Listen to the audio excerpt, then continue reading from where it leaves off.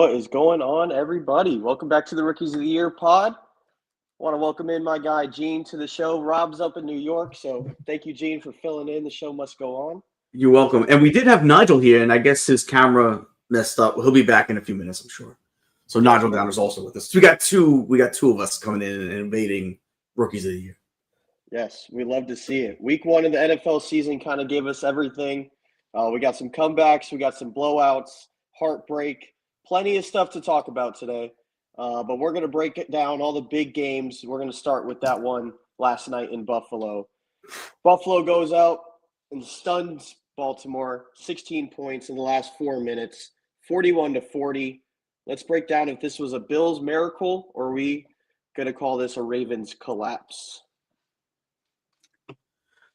I think it's a little bit of both, right? Like, so the Ravens have had some issues with holding a late lead at times in big games. Like, we've seen it over the past 2 years. But I also do think this wasn't just the collapse. I think this was also just a good offense and a good team making a big move at the end. So yeah. I don't want to put it completely on the Ravens, even though they've done this before in the past over the last few years as a great team that they've been in the last few years. This has been an issue for them, I think, at times. I think they lost to a Dolphin team a couple of years ago. Last year, the year before, same kind of fashion. Mm-hmm. So, Nigel is with us now. I don't know if he's got his camera yet, but he's with us. Are you there, Nigel? He's muted. So I'm here. I'm here. Camera's good to go. We're doing this. Hold on. Yeah. There we go. What's up, kids? We doing this? Okay. Yeah. So we're just building anticipation there. 100%. Yeah. Even with the flip up, I'm like such a nerd. I forgot to flip it up. Anyways, what's up? So we're starting off with Ravens Bills. Oh, I'm sure we'll get a chance to talk about our thing, which I don't even know if we can be friends going forward, but we'll see. We'll start with Ravens Bills. Go ahead, Avi. I'm sorry. No, we're really just talking about if this is really a Bills miracle or a Ravens collapse. I mean, Gene was saying it's a little bit of both, but yeah, they gave us an incredible game last night. Give me your take on that. Great. Listen, I can't emphasize how bananas that game was. Like it just I just want to start there and then I'll come down because it just was so. Like, for all those Bills fans that left the game, what are you doing? Let me tell you a real quick story. My dad took me to a Blue Jays game way back in the day, Exhibition Stadium. For all those Canadians listening, you know what's up, especially for you Torontonians. So we went to a game. The Jays were losing. My dad's like, hey, we lived an hour outside the city at the time. He's like, listen, Jays are losing. I'm going to take you home. I'm a little kid. I'm like, I don't know if that's a good idea. I don't know if I said that, but I felt it. Mm-hmm. As we get outside the stadium, we're listening to the game on the way home. Jays come roaring back with a couple home runs. I have never left a game before regulation since that time.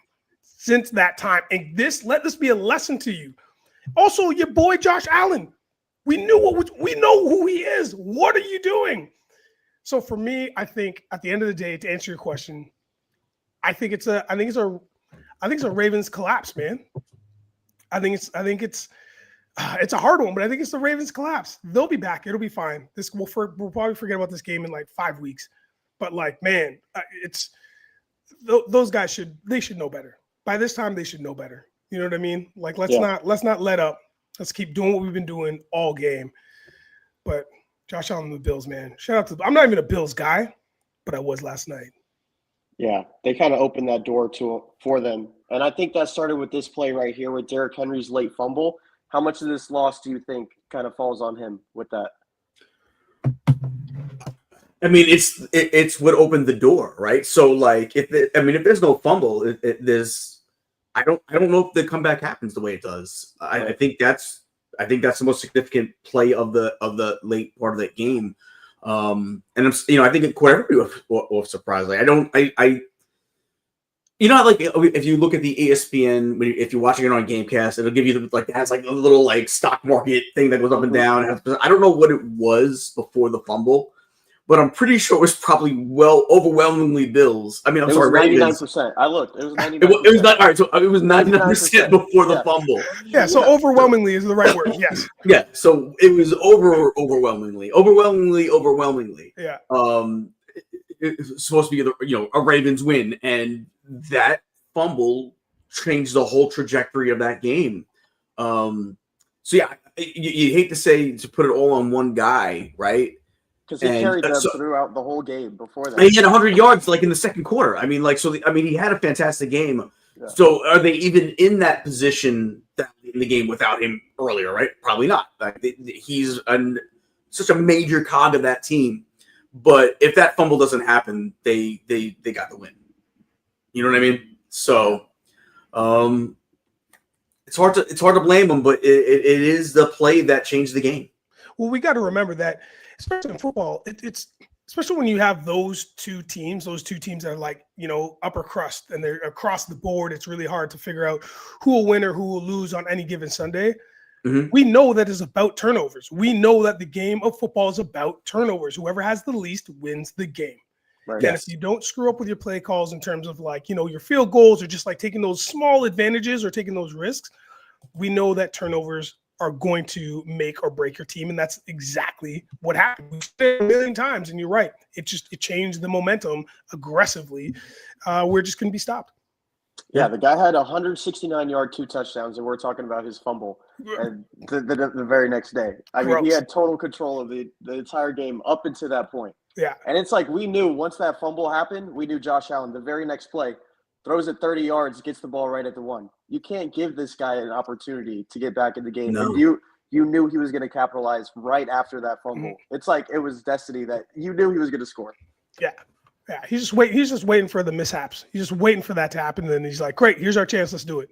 Like very Tom Brady-like. You know what I mean? Like, let's be real. Like very just like glimpses of classic Brady. It's great. Johnny Boy in the house. What's up, my man? We're going to talk about the Jets in a little bit. And Nigel, just Johnny Boy, I don't know if you know that Nigel is a Steeler guy. So from the pop-off, I know you watch over there. So I don't know if you know his fandom. But he's a Steeler guy. So he's our enemy today. Yeah, enemy number 1, baby. But what Josh Allen was doing, what I thought Lamar would be doing down the stretch, but I think Lamar was actually kind of struggling where he needed to get that first down. What does this kind of specifically say about his late game execution? Because this game could have been put to bed a couple times. I think it's, and I've talked about this on our show on the Pop-Off, and I feel like I'm repeating myself now. This is at least the second, third year in a row where I'm like, something has to happen with Lamar or the play calling with Harbaugh and the kids. Something has to happen in the third and fourth quarter, because if they're losing or if they're winning, and you could just feel it in doubt. It never feels locked in. It never feels really secure until the final whistle with Jackson. So something has to give, man. Like he's got to get the that real cutthroat kind of play, or just kind of like bravado, like swag he has in the first half or even off the field, top tier. But there's just that last quarter, man. It's just something, he starts panicking, and then it's just he can't get it together, and the whole team crumbles as a result. Yeah, I want to push back on that a little bit. Do it. And my thing is, I think that's what they thought they were doing when they brought in Derrick Henry. He was the finisher. Sure. He was the closer. He was the guy that was going to grind that clock out that last quarter. They get that lead going into the fourth, and Derrick Henry's just going to pound the rock.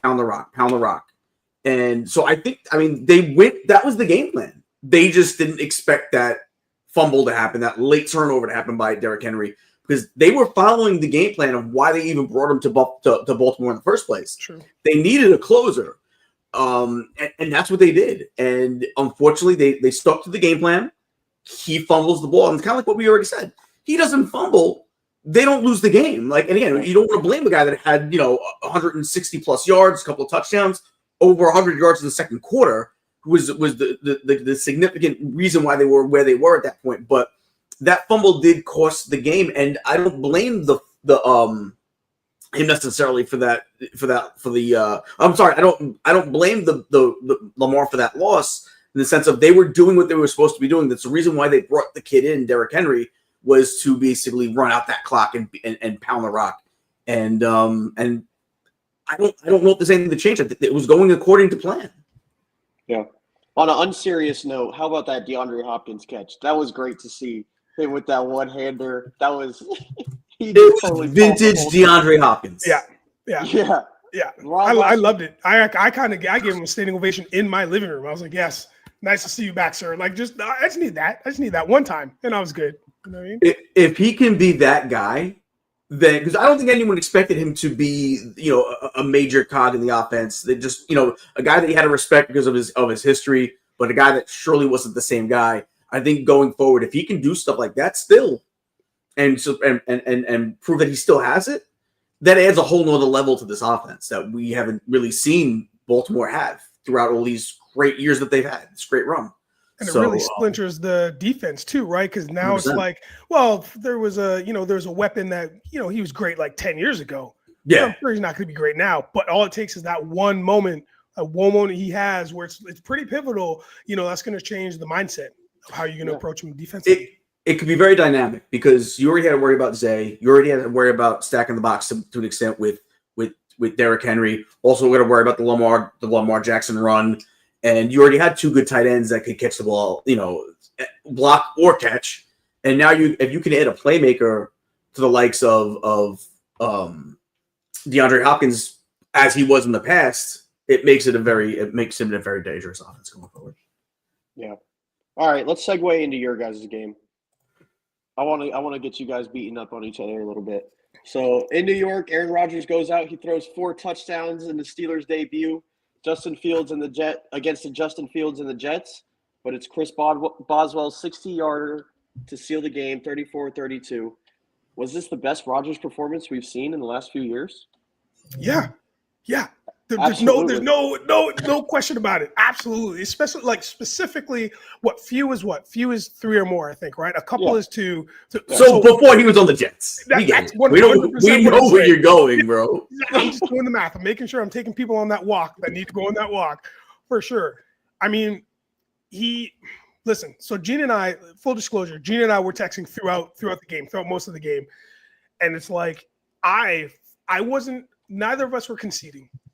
But I was like, oh, Fields is on it. Fields is feeling himself because he was feeling himself. Like first half, he was in a zone. The run game, the Jets' run game was just destroying the Steelers' defense. There was no run defense on our side. But Rodgers was like, Rodgers was Rodgers. Rodgers beat Rodgers from 2020. 2018, and was just like okay. It was pre-COVID, pre-ayahuasca. Sure. Oh yeah. So man, that game was wild. It was wild, and just the back and forth. It was really two teams that really wanted to get back at each other, but be kind of polite about it. You know what I mean? Just towards the end, it got a little messy. But yeah. Our guy Rob is not with us because he was at that game, and I'm happy he got to go out there and see a crazy game and witness that. That's awesome for him. Although I'll tell you what, they didn't he made it seem like it was going to be like a blowout going. He was like, the Jets don't have a shot. Jets should have won that game if it wasn't for a few things. We had that Garrett Wilson drop. Garrett Wilson should have held on to that ball. I get he got popped by Ramsey, but you know what? You had the ball there. Hold on to it, right? You can't. We had a bad fumble. We had and here's the thing too. One of the free agents we brought in, Stevens, the corner. It couldn't have had a rougher start as a Jet to his Jet career. He was absolutely putrid across some sauce. I think he was targeted 7 times, gave up 5 catches. Got to do a better job than that. Was it 9 times 7 catches? Whatever it was. He only stopped his opponent 2 times. Putrid performance by Stevens coming over from the Ravens. That's where they got away from them on offense. Anyone that is a doubter of Justin Fields coming into this game. Now, again, it's one game. We'll see how it goes. But it was against a top flight defense, right? I mean, I think we're all expecting the Steelers to be a good defense throughout the season. He played about as good as you could in your Jet debut. 2 touchdowns on the ground, 1 in the air. Stood back in the pocket, looked poised. It's just It's going to be a little bit of a work in progress with certain things. The defense needs to step up. I love seeing Will McDonald leave off where step up where he left off last year with 2 sacks. Quincy Williams looked good. Quinnen Williams looked good. You know what? I don't know that that's not true. I didn't see him not be able to throw the ball downfield, really. I mean, we didn't really get an opportunity to witness it yet. I thought Justin Fields looked good, Johnny boy. I'll be honest. Even after yesterday's performance, if you said, "Hey, would you want to trade back? Do you want to take? Would you rather have Howard Rodgers back and you could just get Justin Fields, put him back on the Steelers?" I'd still say no, because I don't think you're going to see this all week, all season from Aaron Rodgers. I think this was going to be an anomaly for the season. I think it was the right time. He knew how to attack the Jets, but this is not going to be the Aaron Rodgers for the rest of the season. I don't believe he's not going to have 4 touchdowns the rest of the season. Per game. But I do think you are seeing the tip of the iceberg with what we can expect from Justin Fields. Now, Nigel might feel differently. I do. 100%. Okay. Do you think what's the most do you think he could throw do you think he has another 4 touchdown game in him this season? Right. That's what I wanted to address the most. I agree with you to that extent. I think he'll have 1 more. I don't think he'll have more than 2. I don't think under that. I don't. But I feel like watching him play and just have confidence in these receivers that listen, the Steelers are an organization that just prides themselves on their receivers. Mm-hmm. There's like 2 or 3 of these cats who I'm barely being able to pronounce their name or know who they are because they're just new. We just made so many shifts this season. But watching Rodgers have confidence to throw the ball to these dudes and these dudes receiving it in traffic with a guy on him or with half a yard from the sideline. I mean, that's the kind of thing that we need, because then it's not, now we're playing by committee. Rodgers has the confidence, grows confidence in them. We're good to go. I think for sure he'll be a little bit more consistent. Yeah, man, we'll have 2. He'll throw way more touchdowns now than we had last season, accumulatively, for sure. There's no doubt between Fields and what's that cat's name in New York? Russell. So yeah, man, I feel like he'll be all right. I think he'll have 1 more 4 touchdown game, but I mean, yeah. You think this is a statement win for your Steelers team to kind of build on for the rest of the year? 100%, man. I think you nailed it. I think it's one of those things where Tomlin and the crew is okay, not a lot of hubbub. There's other teams that have gotten a lot more conversation out there about, their wins and losses. Steelers have kind of snuck in. Because all the Rodgers stuff, there was a lot of that smoke and mirrors early. Mm-hmm. But once it died down, I think make the statement right now that we can play, we can compete, and this is happening. Whether y'all like it or not, this is happening. And we got the players to do it. Listen, playoffs. I know we're jumping ahead. Playoffs. I'm thinking wild card. Wild card. I don't think we're winning the division, but I'm thinking wild card. I think, so that's all I got to say about that. And then on the Jets side, Justin Fields' performance was pretty encouraging. What do you think for the rest of the year for you, Gene, with Justin Fields? Yeah, I think he's going to do what he did pretty much the rest of this. I mean, some people could say, it was just a 1 game. I think he's going to be able to put together a nice season. I called it from before the season. He was my comeback player of the year candidate. I think he's going to be the comeback player of the year this year. I didn't say the Jets would get into the playoffs. I don't think they will. I think they do miss the playoffs out, but I do think they finished about 8-9, 9-8. And I think it's going to be on the back of Justin Fields. And I think Justin Fields is going to earn a second contract with the Jets. I don't think he's going to have to go into next season because he's got a 2-year deal with the next season, really not that much money on the back end of it. So I think that, and it's really almost because they wanted to be, if this year was a disaster, they would be able to cut him and it not be too much of a cost against the cap. I think they'll work out a new deal. I think he's going to have to they'll work out a new deal in the offseason to keep him here long term. I think he's going to be their answer at quarterback. I think the offensive line looked tremendous even without AVT yesterday. So I think there's some really bright spots to look at with the Jets offense.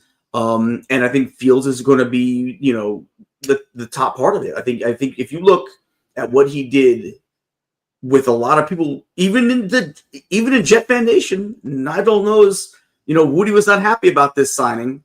I don't know. I haven't spoken to him since, so I don't know what his viewpoint on was what the game was. But I can't see how you could be unhappy with what he did in his first week as a Jet. And I also loved how he answered. I don't know if we all seen the play where he got roughed up by Ramsey, a little bit of a late hit, and Simpson, our guard, came over and kind of pushed back on it.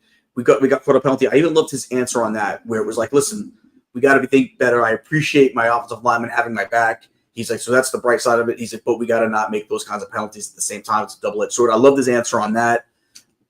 I think we found a leader going forward. I think he's going to be our leader on offense. I think this was the perfect time for him to mature. I love these situations. I don't want to be long-winded, but because this also goes into a little bit, and we'll talk about the Colts at one point too, but I love these situations where you get a guy that was put in as a starter too early in his career, wasn't ready to start yet, goes through a maturation process and gets to a spot where now this is it. It's do or die. This is really going to be like your last chance. We've seen Sam Darnold have that last year. We've seen Geno Smith have it a couple of years ago. I think we're seeing Daniel Jones have it this year. And I think we're seeing Justin Fields with it this year. And I think Justin Fields is going to take that opportunity and run with it. And as he did twice yesterday. So I think I'm excited about the future for this Jets offense for sure. Yeah, they didn't shit the bed like my Patriots did. No, they did not. Boy. Oh boy. We'll talk about the Packers and Lions now. Green Bay, they kind of flexed their muscles here yesterday on offense and on defense. Statement win, 27-13 win over Detroit. Did they just prove that they're kind of the clear favorites in the NFC North right now? They were my pick in the NFC North. They were my pick. I had them winning the division in the NFC North. This is before Micah. And before Micah, we've already seen how much more electric that defense is with Micah. Made really a bunch of nice plays. Ran down Goff on the sideline. Just disrupting everything. I'm not a Packer fan, but if I was, as an NFL fan who's expecting a lot from the Packers, I'm excited. I can only imagine what Packer fans are feeling today. I mean, the conversation has really been about love and how, he's matured. Now what's the next season going to look like? What's the next season going to look like? And now it feels like the Packers are like that they can be a young team, but they're always just going to feel old. Just because that's just their branding. Yeah. It's just the way they are. It's like the Steelers. Steelers are the same way. I always feel that same way about the Steelers. Steelers always just seem like that veteran, no matter what they have on their team. Yeah, no matter what, right? So I think that's kind of like that's a little stigma that they have, and I think that's kind of made everybody suspect of them. But if you do your research or your due diligence, you're like, no, these cats are for real, and they've always been. They're like one step away or one win away from really going to the NFC Championship and maybe making, a run for the title. Yeah, I thought Jordan Love was super efficient yesterday. I mean, 16 for 22, 188. He wasn't doing too much. The plays were kind of coming to him. He was making all the right throws. It was fun to watch. I was not expecting them to beat up on. He didn't need to throw it 35 times. You know what I mean? He didn't need to throw it 35 times and go and throw for 300 yards, which he can do. He didn't need to do it yesterday, so that he didn't have to do it. 100% what you just said is the exact thing I would say. Super efficient. He let the plays come to him, and on the way they went and with the win. Yeah. And what did you guys think about Micah Parsons? Give me your guys' take on that. Is he kind of that missing piece to this defense? Because they were flying around yesterday. He was forcing them into interceptions. That one play on Goff that he threw the pick, Parsons was in his face. Give me your guys' take on him. They're going to be better because of him. The whole defense, he affects the whole defense. And especially this. There could have been too many more perfect places for him to end up than Green Bay. He fits that Green Bay defense like a glove, and you're going to see not him just excel because of it. You're going to see other players on this team excel because of it. The other side of the defense is going to excel because of it. The defensive backfield is going to excel because of it. Is he the missing piece? I thought they already were decent on defense before him. He just took a power and made it a superpower. You know what I mean? Because you hold that Lions offense to 13 points. Yeah. The best offense in the league last year. Yeah.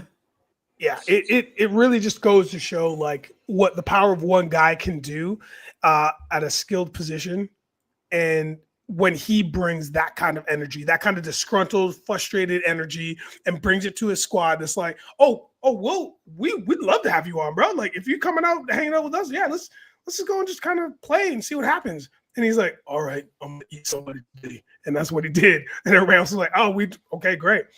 Watching them fly around, like you said, it was amazing. Nobody saw it coming. I mean, we had an idea, but we didn't see that coming. And Detroit, especially this soon.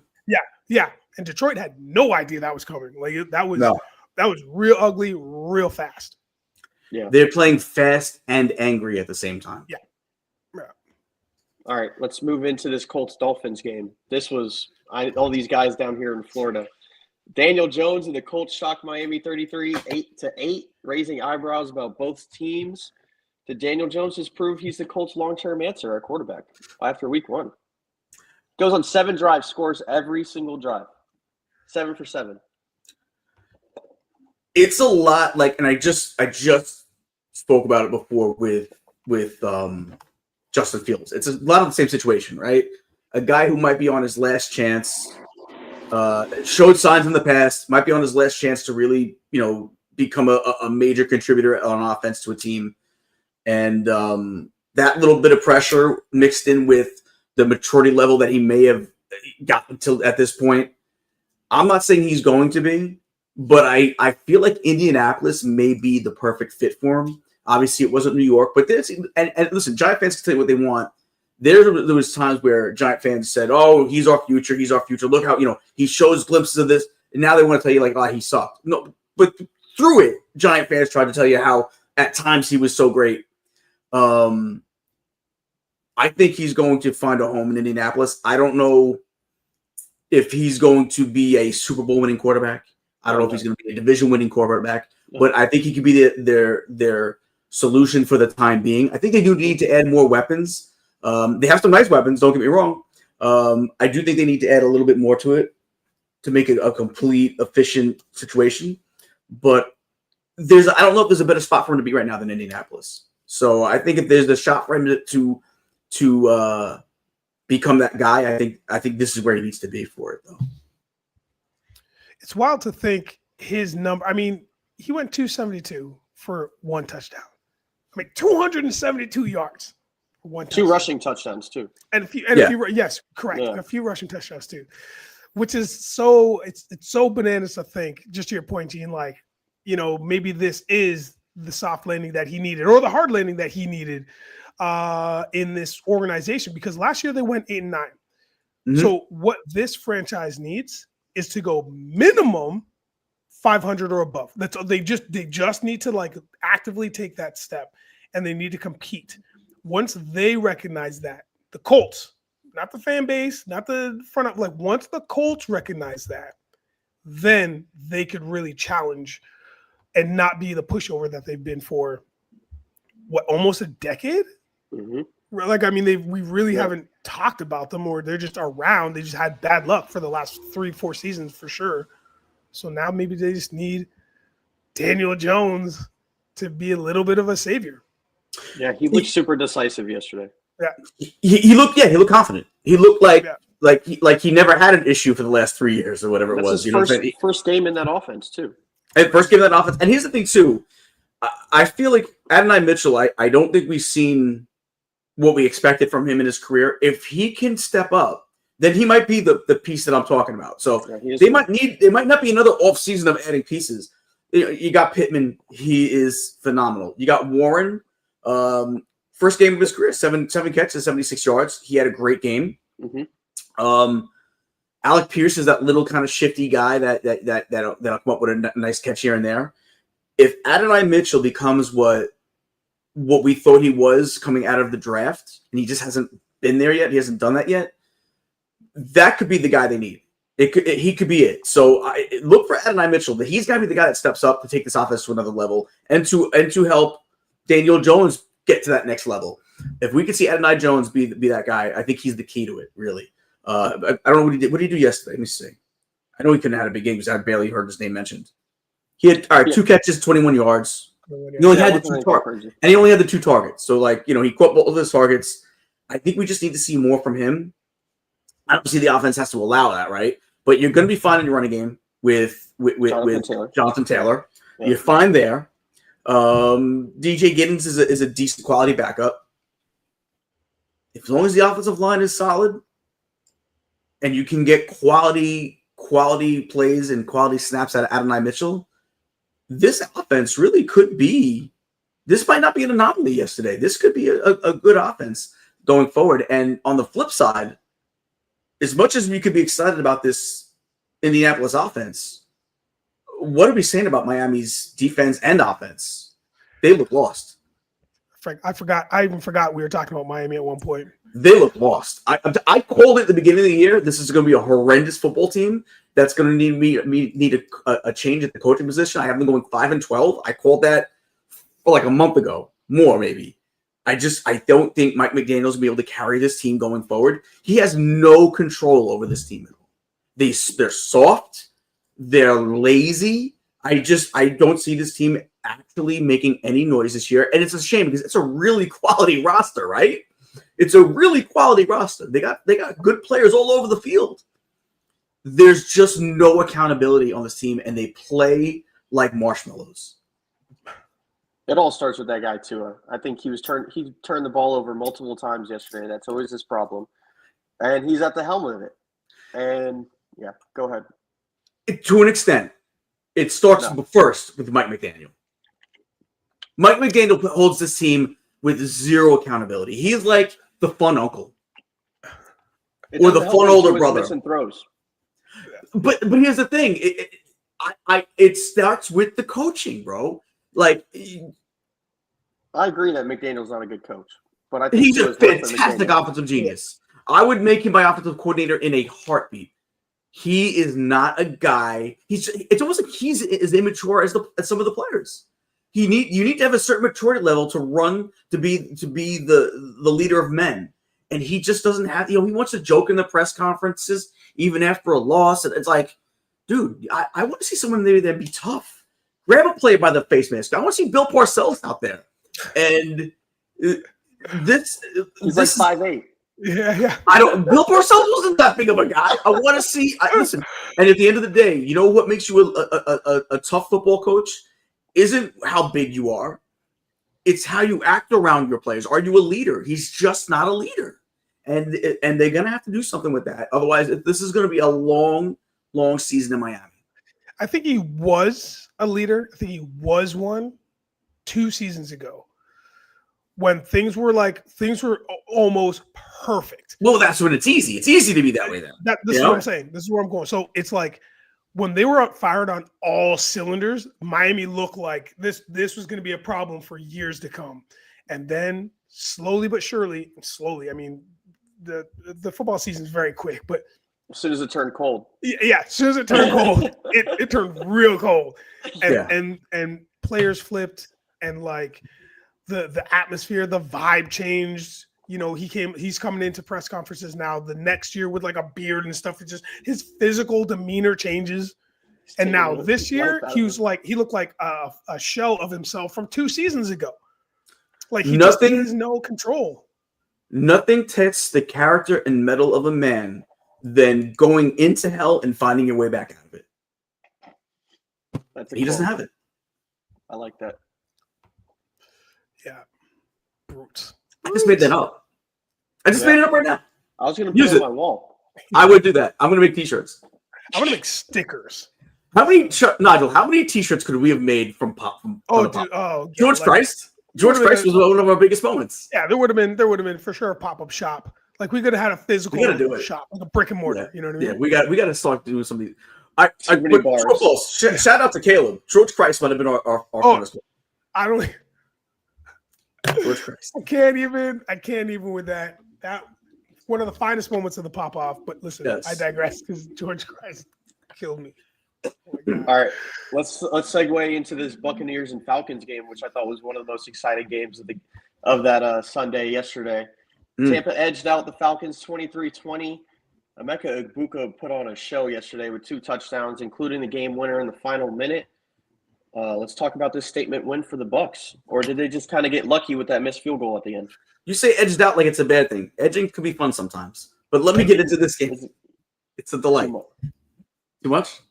Too much. Okay, sorry. Well, it depends on the show, I guess. I guess for this show. I watched that game for the most of it. Obviously, bouncing around to all the games. That one I saw the most of. That and the Jet game. Listen. That's your major opponent in the division. You're going against your biggest competitor in the division on the road, week 1. A lot of people expecting a lot of stuff from the Falcons. I don't think they just edged them out and got a lucky win. They missed a kick at the end. That's going to happen. I think the Bucs went in onto a hostile environment on the road, week 1 against their big division rival, and they got a win. I think they earned that win. I don't think they lucked out. I think they did what they needed to do, and they came out with a win. What was it, 23-20, right? Yeah, 23-20 on the road. Great win. I actually had that going into that game. I had that as a loss for now. I have the Bucs still winning the division, but I had that as a loss. I had them starting off 0-1, and they were able to still go into a hostile in a loud stadium with their division rival and pull out a win. Yeah, I think it really is a rivalry, like you're saying. Like these two teams are going to be going head to head in this NFC South for a few more years. Especially with Mike Penix. I thought he had put on a show. He scored late with under 2 minutes left, and then you just give the ball back to that offense. Mayfield just went out there and made a great play with that throw to Ibuka to take him over the top and take that lead with about a minute left. Yeah, and they still had a chance to win. I really like the Bucs, man. There's something about the Falcons, them dirty birds, that just shows you how old I am. But there's something about the Falcons where I'm just like, they're fine. You know what I mean? I don't know. There's something about them like they're fine. I mean, they've always been a fun team, right? Yeah, they're mid, man. But they've always been a fun team to watch at times, right? They had the Deion Sanders years and Andre Rison. Oh, for sure. Rison. Dude, they had the Dirty Bird years. The Dirty Bird years were fun. Yeah, for sure. I agree 100%. But right now, I'm like, I'm just not fully sold on myself committing to watching them. Like Michael Penix Jr., we're not sure yet. Bijan Robinson, also not sure yet. I'm going to say it. I spent too much money on him in one of my fantasy leagues, and I regret that till this day. I was like, why did I do that? But I feel like he looked good yesterday, though. He was fine. What do you get? 12 for 24? No. Are we talking about Penix or are we talking about Bijan? Bijan. Yeah, he had that nice. What was that? That nice 55-yard touchdown. Yeah, man. Yeah. Well, yeah. Had me a little nervous at one point as my secondary team is the Bucs. Had me a little nervous. Yeah, I guess what I want from that team, just from the conversations about them, and just they're always for some reason in the zeitgeist now because of these young kids. I want them to go out and just destroy. I want them to flex. That's what I want. I want them to flex, and I want some of that attitude. I want some of that, some of that CJ Stroud, Houston Texans from 2 seasons ago. Like I want that from Atlanta, because I feel like they're just gonna get lost in the mix. Again, another team that finished 8-9. Like, meh. You know what I'm saying? Studs all over the field. Yeah, that's what I'm saying. So I'm just confused at how they're just average at very best. And then the Bucs, I mean, on the pop-off, we've been loving the Bucs we've been giving them too much glaze for like 3-4 seasons. Like, because the Bucs are just, they're exciting.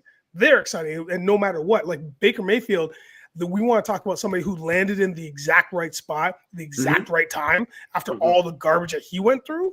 We all knew he was this, but now he's showing us he's this consistently. If this season goes the way that things have been trending, again, make it to the playoffs, do as much damage as they can, see what happens. So I'm about the Bucs, man. I hope they really make some strides here. Yeah, more than that, they've supplied him with a good offensive line, great weapons. You know, it's like you said, it's a great. It's kind of like what we were talking about before with the Daniel Joneses and the Justin Fieldses, hopefully being that next generation of guys like Geno Smith and Sam Darnold. And I should have mentioned Baker Mayfield in that mix. I didn't, but he's another guy. Looked like he was in his last shot, right? Yeah. was in LA. He had that one game in LA. They threw him in. They signed him like 3 days before the game a couple of years ago, and the Rams just put him in because they needed a guy to play, and had a great game. And that game catapulted him to saying, Tampa taking a chance on him, and him becoming a top flight quarterback in the league. Obviously I'm not gonna say he's a top 5, but but he's on the topper end. Yeah, he's on the fringe. And shout out to was it Emeka Egbuka? Egbuka. Yeah, that's what I want to talk about. Yeah, great. Well, I'll segue into that only because I have him on my fantasy team. I wish I did. On the bench. On the bench. Yeah. No. Yeah, I didn't put in my work. I had him on the bench. I had Rodgers on the bench on the same team. I was like, son of a. Now I know better. I had some bench issues this week as well. Yeah, so I get it. I hope that he's now the next. He's next, right? Evans, we know, like he's now going to be next, the future of that franchise, right? Receiver wise, and I hope it just keeps going. 6 targets, 4 receptions for 6-7 yards, 2 touchdowns. Like, go for it, young man. Go for it. And he looks like he's got energy to burn. Like, he's ready to just play every time. And it's going to open up even more when Godwin's out there. Like, yeah. Can you imagine? Like, who do you cover? Yeah. Who do you cover? And they have and their tight end can score too. So and Buck Irving still hasn't even gotten his legs under him yet. So but yeah, I had Ricky Pearsall who scored 8.8 points in my league, and I didn't play him because I had Devontae Adams who got me 9 points. So that's a 10-point swing. And then I had Javonte Williams, who I wasn't going to start because I'm like, I don't really know what to expect from him. He had 20 points on Thursday night. Mm-hmm. And my running back, I had Ashton Genty. He got 20. And I still have DeAndre Swift tonight, but I missed out on 20 points by what's his name? By Javonte Williams. So in both my leagues, I have Nico Collins and Jamar Chase. So I got 11 points out of my 2 first-round picks this week. This is awful. Dude, this is a very tough week to manage. I felt for me. I mean, there's other pros out there that just crush, but which is the people I played against. But yeah, man, it was tough. It was a tough week. All right, we'll talk a little bit. 49ers Seahawks out west. Brock Purdy threw 2 picks, but they still won 17-13 over Seattle. So what do we think about the Niners winning because of Purdy, or kind of despite some of his mistakes? Did you guys give me your take on Purdy in that Niners game yesterday? Ooh, go for it, Gene. Purdy. Yeah, I mean, I think Purdy's still. I think he's an overrated, overhyped player. What was his final numbers yesterday? Let me pull up his numbers real quick. 277, 2 tutties, 2 picks. Game-winning tutty with a minute left, though. Yeah, I saw that one. I saw that. I did get to see that last play. I'm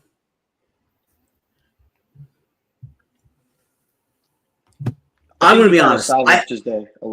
Yeah, he did. I'm going to be honest. I had them losing this game anyway. So the fact that they were able to win it toughened. Again, same thing. You win a game against your divisional rival on the road, tough opponent. You do what you got to do to get out of the stadium, right? He played well. 26-35, 277, 2 touchdowns, but he did have the 2 picks. McCaffrey, who I thought wasn't supposed to play, I thought was like all banged up again. He was there, but I think you're going to see really nice chemistry going forward with Ricky Pearsall. This is like what I just realized? Correct me if I'm wrong, but are the San Francisco 49ers the Celtics of the 80s? There's a lot of white guys in key positions. Pearsall white, McCaffrey white, George Kittle white. You had to get a Celtics white in there today. The answer is yes. I'm just saying, like, I think they traded for Brian Robinson at the end of the preseason because they wanted to add a little flavor. There's all white guys on this team. So Kyle Juszczyk, if I'm saying his name right, George Kittle. I said George Kittle, yeah. Yeah, Luke Farrell. I'm not sure if he's white or black, but that sounds white. Jake Tongs, that sounds white. It's Juwan Jennings and Brian Robinson. So if the Celtics in the 80s, this is your team of the NFL. You're 49ers 2025. You're saying Kaepernick changed them a little bit? I'm saying, yeah, maybe. Listen, If MAGA needs a team, this is MAGA's team. You're awful. You're not wrong. The You're not ironic wrong. part Like, is, awful, but you're not wrong. the irony of it, it's in San Francisco. I was just One of gonna the say, cities. yeah, which is bananas. It's so God bless the 49ers. Oh, fuck. Anyway, Listen, I mean, I don't know, man. Both of these teams are great. I think, okay, just so the people know, the way that this division shook out last year in the NFC West is that the Rams ended up clinching. Okay, so the Rams made it, and then it was Seattle, Cardinals, 49ers. That's not going to be the case this year. I feel like Seattle and San Fran are probably going to flip because I don't know. Darnold had what, 150 yards? It was 0 touchdowns, 0. I think that might trend. I just feel like the Seattle squad is just not it. It's a tough place for Darnold to go and try and he's going to play in a lot of tough weather. Yeah, playing a lot of tough weather up there. Yeah, so I think the reverse might be. So I think it's either going to be shockingly. I think San Fran is either going to win the West or the Rams are going to win the West. I'm not really sure. I feel like it's going to be a toss up between those two, and then it'll be Arizona and then Seattle. I think it's just I got the going Rams. to change. Yeah, I have the Rams. I do have the Rams. I have the Rams. Yeah, but yeah, I'll tell you what though. Yeah. San Francisco. This should be their tagline. 49ers. Giving white athletes a chance. I would love to know. I would love to have had this conversation with Caleb and see what Caleb would have thought. Because he'd have been all over this. And once if you ever realized this, he'd have been all over it. Yeah, it's true. That's true. Yeah, I'm like, man, both of these teams again, man. Like Seattle, I've never really enjoyed watching Seattle, and like after Legion of Boom. Legion of Boom, like those, like that was exciting. But now it's just Seattle's just as drab as their weather. Meh. Yep. Pass. Exactly. All right, in Cleveland, the Bengals escaped 17-16. They won despite Joe Burrow and Jamar Chase just looking at a sink. Yeah. Do you guys have real concerns about this Bengals team and offense moving forward? No, I'm going to jump in real quick. I don't, only because this is a good thing for them to face some adversity out the gate and come away with a win, even though it's against Cleveland, again, another rival, because we all know it's been written in stone. Burrow and the Cats, they always start super slow. If anything, they're losing their first half of the season for the most part. So even just fighting through this mud, this slog, and this garbage Cleveland Browns team, just get the dub and go home. And then just breathe, think about it, and then move on to the next team. So I think they'll be all right. I think the out of sync thing is just maybe some off-field garbage or whatever. I think they're going to come together, form like Voltron, and it'll be fine. Yeah, I agree, man. They're notoriously slow starters, the Bengals, right? We've seen this over the last few years. You can get away with a road win in your division week one, even whatever it is. Just take the win and get out, and then regroup for the next week. At the end of the day, man, we know what Jamar Chase is. We know what Joe Burrow is. They're going to be fine. They're going to put up points. They're going to score. But this is a situation where, and again, the Browns didn't roll over. It wasn't like, Flacco was still almost through for 300 yards, had a couple of picks, though. Myles Garrett was every part of beast on defense, a couple of sacks.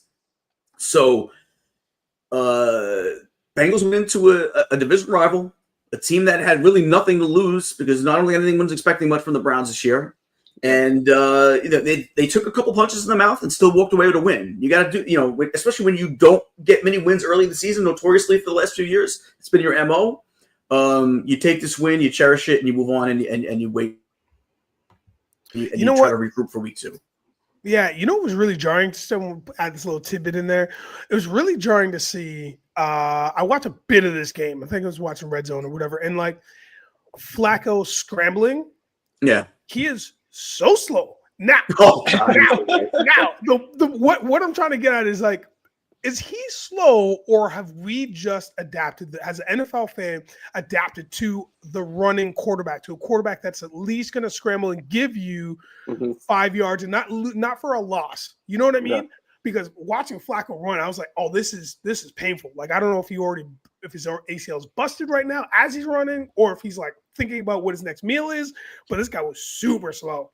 So I just, for that reason alone, I'm like, the Browns are in trouble because this era of football, he's a statue, bro. Yeah, you need a quarterback that can at least give you a couple yards or some kind of advantage, like just a little bit even, to give the defense something else to look at. But him, there's zero worries. He's not running anywhere anytime. Yeah, he made my knees hurt just watching him. Yeah. Oh, God, painful.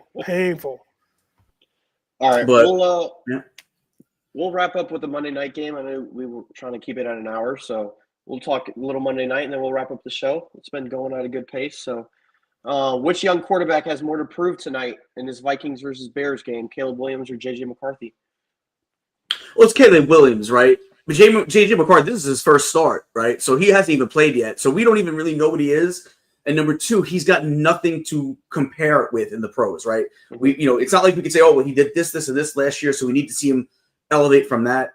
This is, he got a redshirt year because of the injury.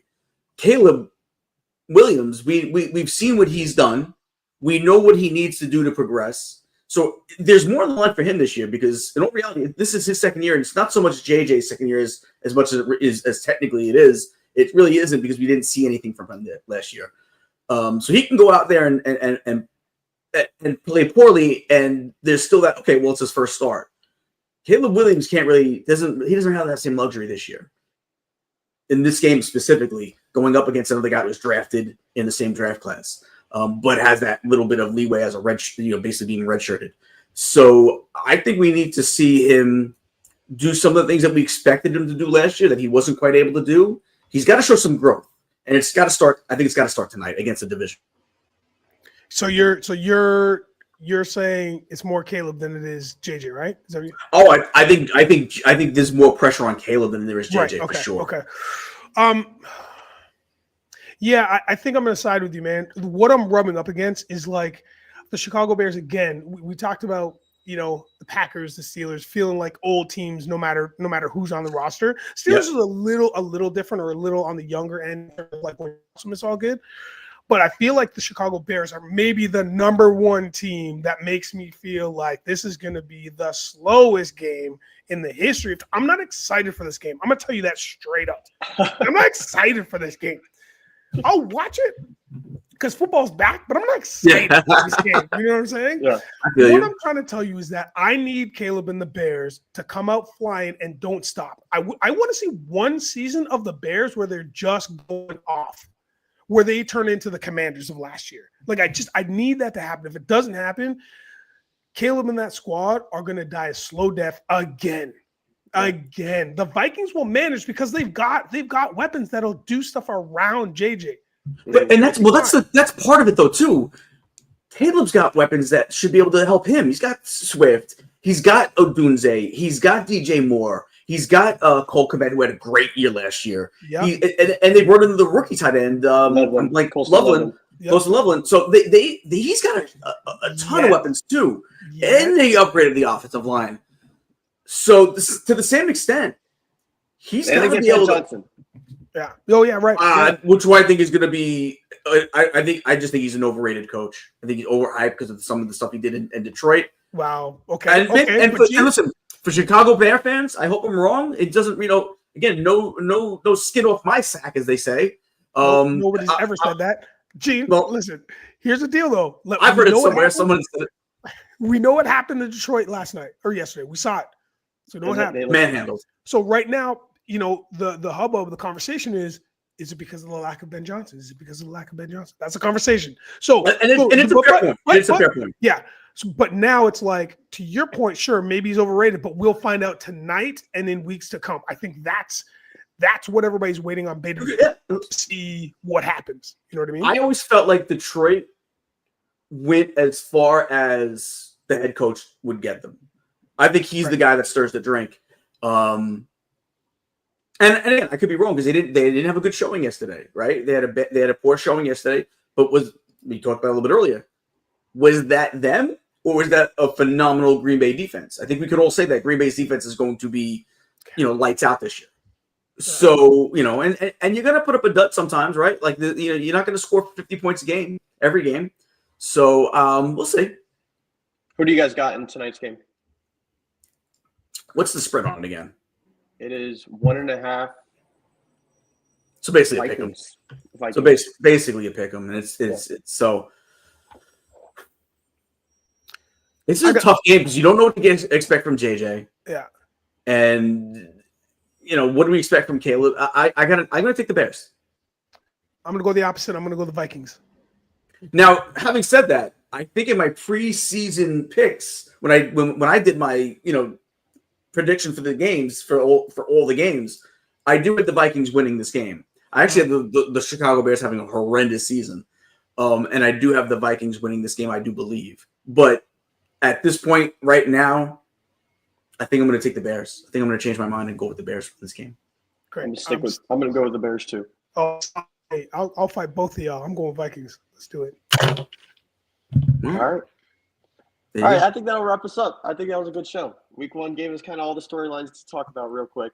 Yeah. And, thank you guys for joining and putting it on for the Rookies of the Year this week. I appreciate you guys. You needed a little bit of veteran presence from me and my man Nigel. A little Canadian and international flavor, mind you, because he's a Canadian. Because we're not the 49ers around here. Because we're not yet. Pop Sports is not the 49ers. I can tell you on my own show. I'm going to come with a 49ers hat next week for sure. All right, yeah, we got to come up with a cool 49er all-white guy team. Something. Oh, my gosh. Unreal. Are they the Celtics? That's very funny. Hey man, thanks for having us, dude. Thanks for having me. I had a blast. This is great. Fast and Furious. Love the way you run the show. And don't forget, stick around. Stay with us. Stay with the Pop Off Network. We got all kinds of stuff going on. So make sure you watch our show noon Eastern as well, 12:15 Eastern on Fridays. Yeah. All right, guys. And real quick, can I just add one more thing, Javi? I know this is your show. I'm just. Real quick, for anyone that might have missed Prop Stars with TJ and Buff this morning, they are now on Tuesdays. So going forward, they'll always be Tuesdays, same time, 10 a.m., but Tuesdays at 10 a.m., not Mondays anymore. So so make sure you check into them tomorrow. They'll be on tomorrow. Sweet. All right. Talk to you guys later. Thanks again. Have a good rest of your day, guys. Thanks for tuning in, everybody. Peace, y'all. Peace. Adios, guys. Peace.